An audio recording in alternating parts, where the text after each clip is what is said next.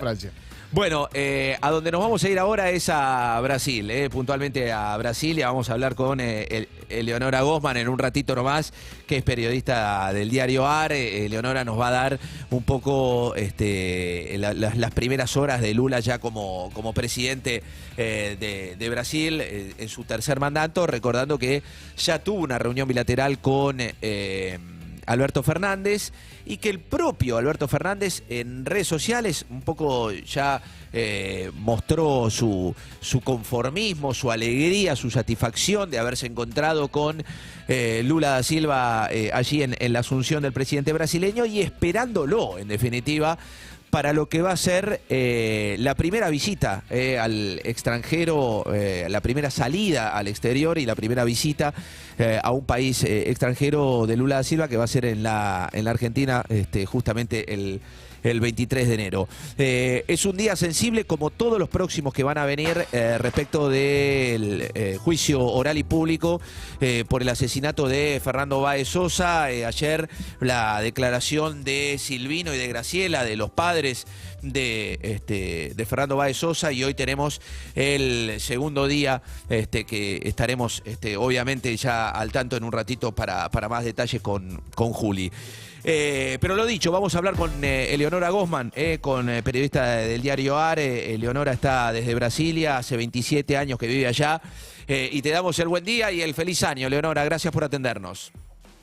Feliz año, gracias a ustedes. Bueno, decíamos hace un rato, son las primeras horas de vuelo de la tercera presidencia de Lula allí en Brasil, en donde hubo ya golpes de efecto muy claros en estos primeros días respecto de lo que eran las decisiones de Bolsonaro, ¿no? Derogando algunos decretos, mostrando ya claramente otra intención de rumbo de Brasil. Sí, sin duda. Sin duda, efectivamente, algunos decretos importantes de Bolsonaro, sobre todo el de las armas, ¿no?, que tiene muchísimo impacto porque se ha visto lo que es la distribución de armas, o sea, la liberación de la venta de armas, no la distribución, ¿no?, la liberación de la venta de armas, que a la que procedió Bolsonaro y que ha dado como resultado algunas tragedias, ¿no? Entonces, bueno, lo primerísimo que hizo Lula el mismo domingo fue anular ese decreto, ¿no? Y bueno, volverán a hacer otro tipo de regulación que aparecerá en breve, ¿no? Eso fue lo primero. También fue lo del Auxilio Brasil. Tuvo que inmediatamente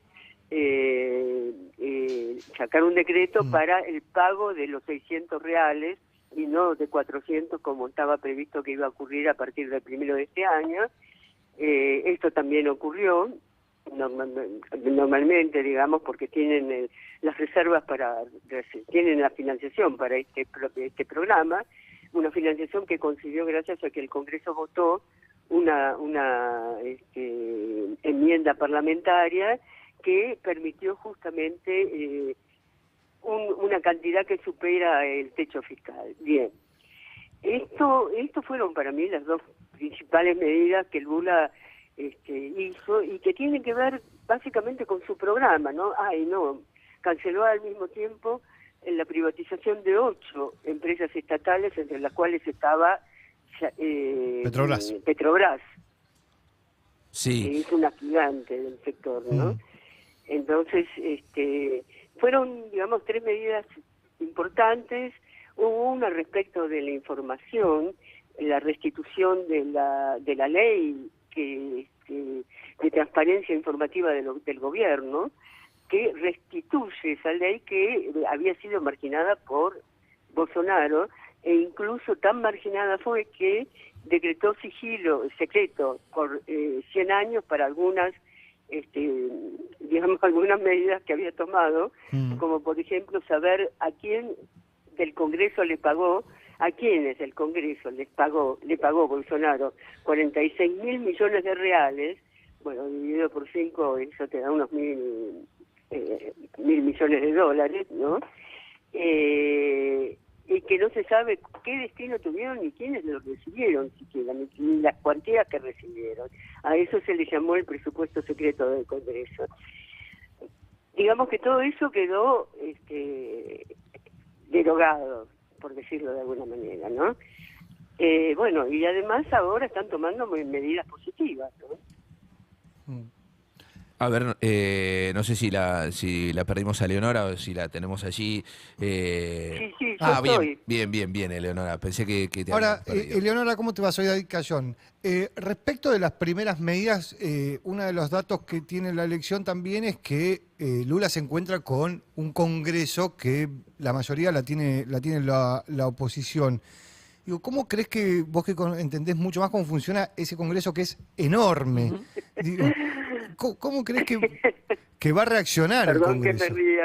Es que es tremendo Es ese peor que me Congreso. ría. Miren, primeramente, si ustedes ven, Lula creó 37 ministerios, ¿sí? De los cuales 16 van para el centro y la centro derecha, Mm. ¿sí? De los cuales, además, 4 son de ex bolsonaristas y 2 son de ex bolsonaristas que eran bolsonaristas hasta el día 30 de diciembre. De paladar ¿ok? negro, sí. Pero digo, para que ustedes tengan una idea de que el Congreso se maneja de esa manera, Ok. o sea, esa parte de los ministros no fue directamente nombrada, sí, claro, fue nombrada por Lula, obviamente, él tiene que aceptar y además decir, bueno, está bien, este va a tal lugar.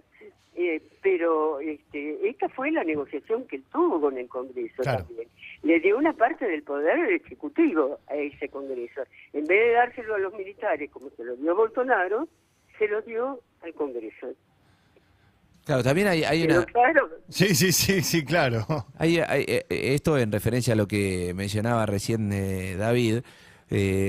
Lula se había ido de sus anteriores presidencias con cerca del 80% de imagen positiva. 86% la última vez. Claro, ahora En es 2010. ahora decididamente, más allá de estos golpes de efecto tan tempraneros que hace respecto de la presidencia de Bolsonaro, va a tener que hacer una presidencia un poco más mesurada en cuanto a la radicalización de su ideología, habiendo ganado solamente por menos del 2% la elección ante Bolsonaro y decididamente porque es otro Brasil, ¿no? Hay una mitad de Brasil que va para una extrema derecha.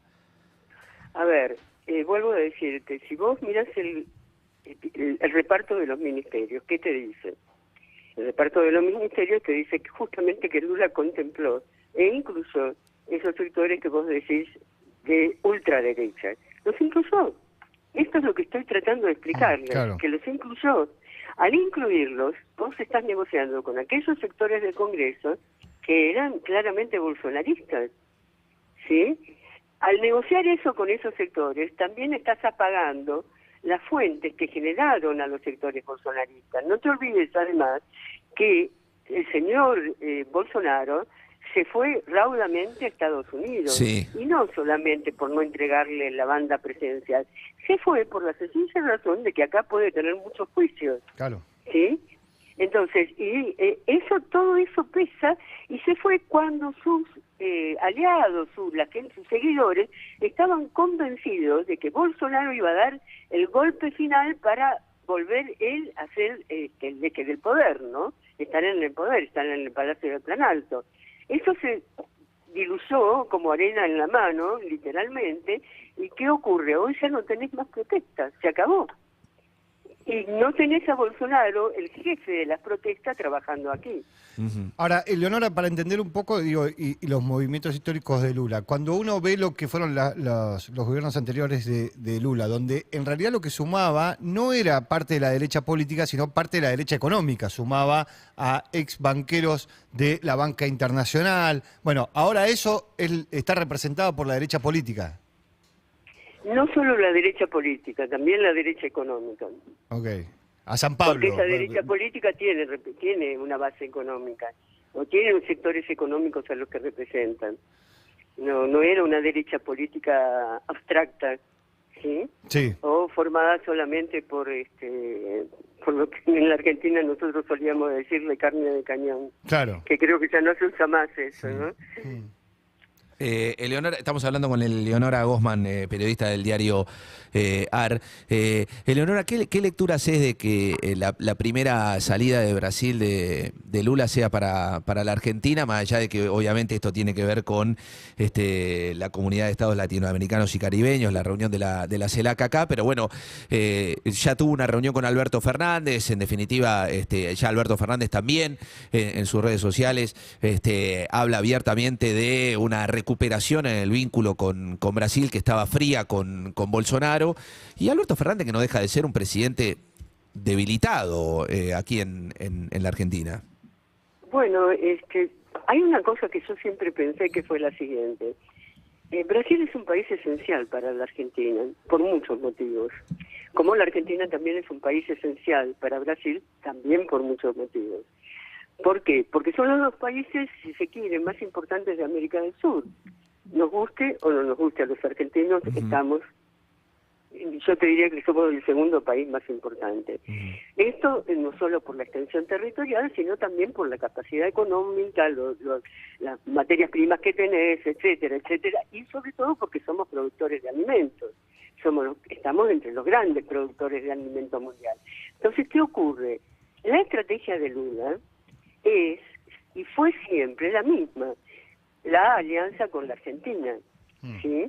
Entonces, eso que hace Lula ahora es mostrar que eso sigue vigente, lo cual no quiere decir que no conozca o desconozca los problemas de la Argentina. Los conoce, pero de pronto se encuentra que en su llegada al poder encuentra un aliado que es Alberto. Alberto es un aliado de Lula, no tengan duda de eso. Entonces, vos no vas a desaprovechar el aliado que tenés en tu socio comercial, digamos, ¿no? No lo vas a hacer como lo hizo Bolsonaro. Bolsonaro tenía una política totalmente distinta, era la política trampista por definición. La política de Lula no es trampista. Claro. Para nada, para nada. Entonces, es lógico que él cumpla con aquel precepto de primero visitar la Argentina porque es el aliado principal. Él siempre lo dijo eso. Y así fue también en su segundo mandato en el año 2007, cuando lo empezó. Primer socio que visitó, Argentina. Ahora, el primer país que visitó. Sí. En esto de los socios comerciales que vos bien explicás, ¿qué posibilidades crees que hay dentro de la administración de Lula de avanzar en esta idea de una moneda única para el comercio? Hay una confusión sobre ese tema. La moneda única es un proceso muy largo, muy complejo, que exige programas muy estrictos de ambos países, ¿sí? Sí. De los países que marchan hacia esa moneda única. Lo que está en juego ahora no es una moneda única ni nada que se le parezca. Lo que está en juego es algo que ya existe en la relación bilateral desde el año 2008, o sea, existe hace 14 años, en el cual vos lo que haces es comerciar en la moneda de tu propio país. ¿Qué quiere decir esto? Vos, Banco Central de la Argentina, viene, porque todas las exportaciones e importaciones pasan necesariamente por el Banco Central. Creo que esto es más o menos conocido. Entonces, vos, exportador o importador de Argentina, recibís o mandás pesos a través del Banco Central equivalentes al dólar del momento, con la cotización del día. Okay. ¿Sí? Bien. Lo mismo ocurre en Brasil. El que recibe o envía reales lo hace a la cotización del día.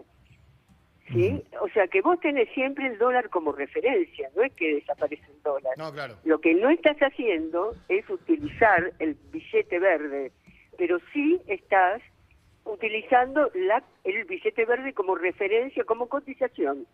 ¿Sí? ¿Se entiende hasta ahí? Sí. Bien. ¿Cuál es el proceso? Al fin de 6 meses se hace lo que se llama compensación. ¿Qué quiere decir esto?